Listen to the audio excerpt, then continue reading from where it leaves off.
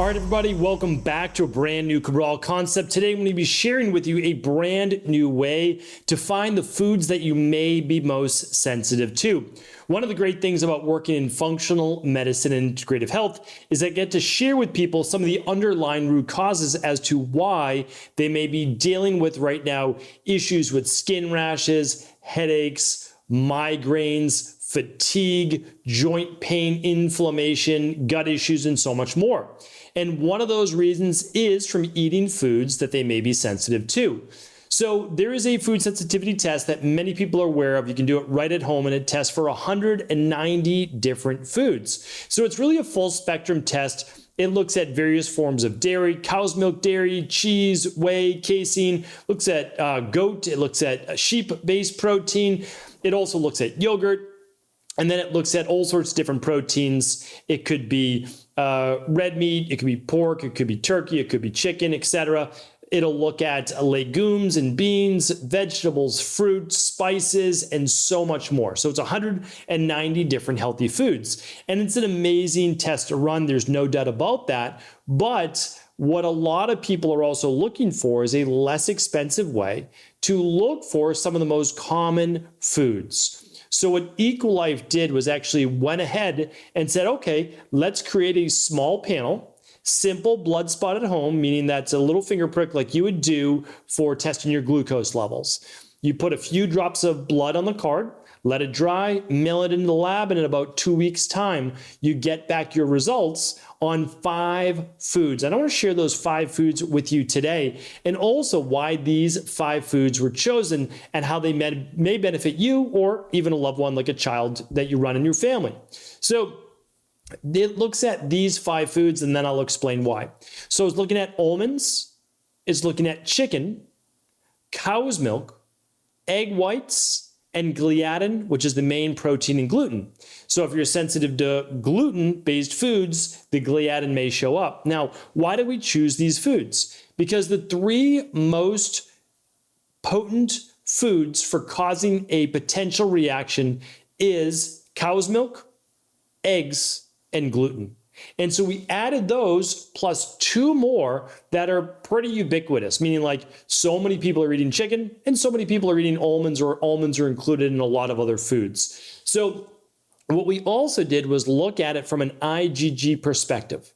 That means that these aren't the things that are going to cause headaches or maybe like immediate bloating or hives or skin rashes right away. These are the foods that create inflammation a day to 3 days after you eat them. And that's because different immune cells activate differently in the human body. So the IgG immune cells are a latent response immunoglobulin. That means when it sees the amino acids, the specific protein profile from these foods, it attacks it as foreign, creating inflammation. So it turns on the immune system to a higher level, and it creates inflammation. And that inflammation then could show up days later as low energy, low mood, low drive, low ambition, grogginess, skin rashes, headaches, migraines, joint pain, fatigue, poor recovery from exercise, and so much more. It's however inflammation affects your body.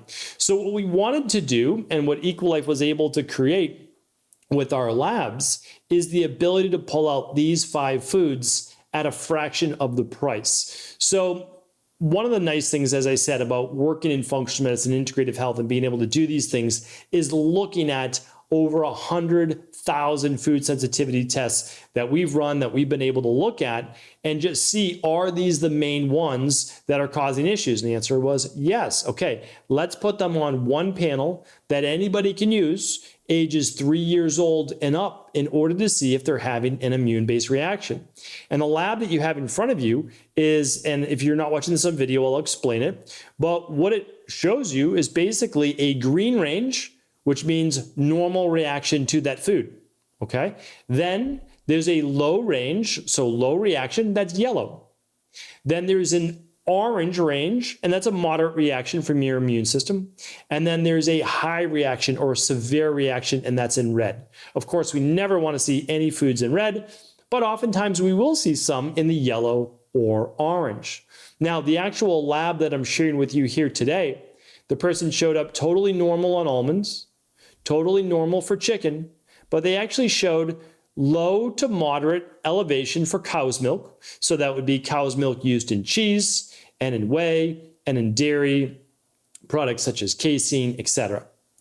Then they showed up moderate in egg whites. So moderate is definitely a larger reaction that we want to be very sensitive to. And so egg whites, so obviously it's part of the whole egg. But if you were just to use the white is typically the more reactive than the yolk. There's simply more antigens in the egg white that your body can react to. And then gliadin, which is a protein in gluten or in wheat, this individual showed up as low to moderate. So sensitivities to 3 foods: cow's milk, gliadin, those were low to moderate, and then egg whites, which were moderate. So these 3 foods we would actually want to do an elimination for. So cow's milk and gliadin, we would eliminate for between 6 weeks and 12 weeks from this individual's diet.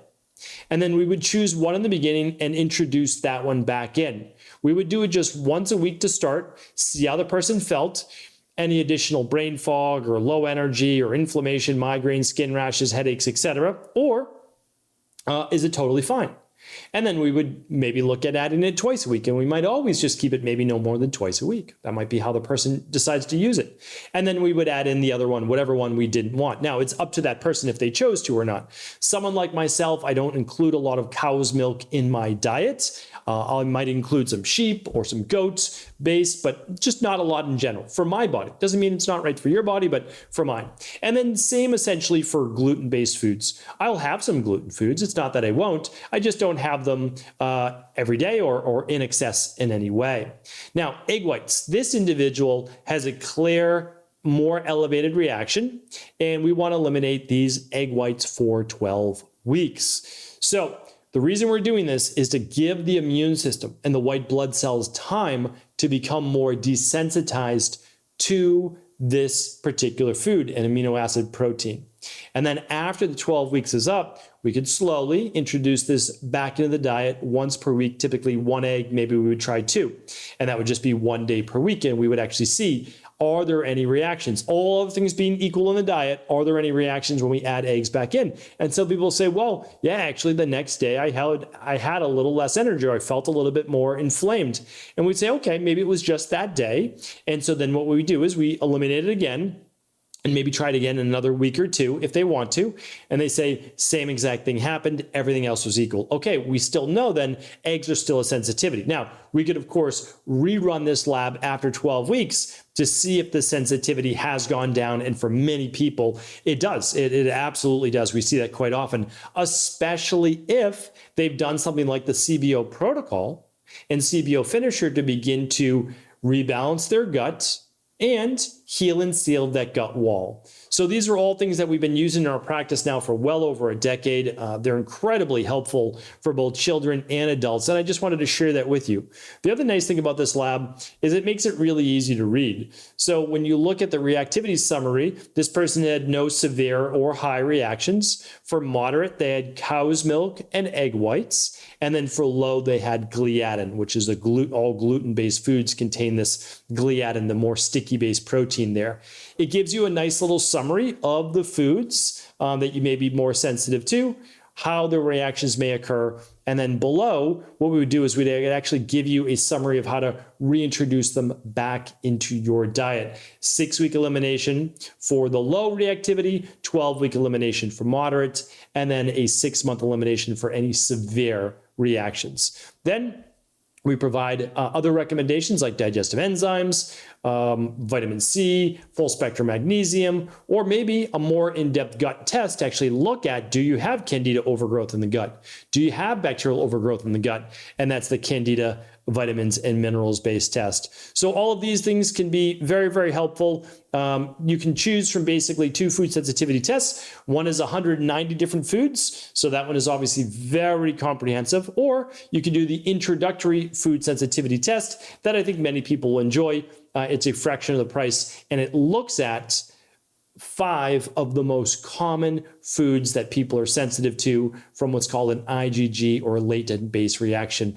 Hopefully this was helpful today. I love being able to take your questions, so do feel free to ask those at Ask Cabral or cabralsupportgroup.com. That's our online support group. And you can even leave a comment below. We read every comment that comes in. So thank you so much for being a part of the Cabral Concept community. Always doing our best to serve you, and especially getting you these low-cost lab tests to really be able to uncover the root cause issues of your health-based imbalances. Head on over to stephencabral.com/2993 for a link to this lab and all of the details. We can't link up to any of the enzymes or CBO protocol or CBO finisher we use for gut-based issues, but of course you can find those at stephencabral.com/shop, and that just takes you over to EcoLife, where you can find everything we use in our integrative health practice. We work with people all over the world. So thank you again. Take care. Do share the show with anyone you believe it could serve.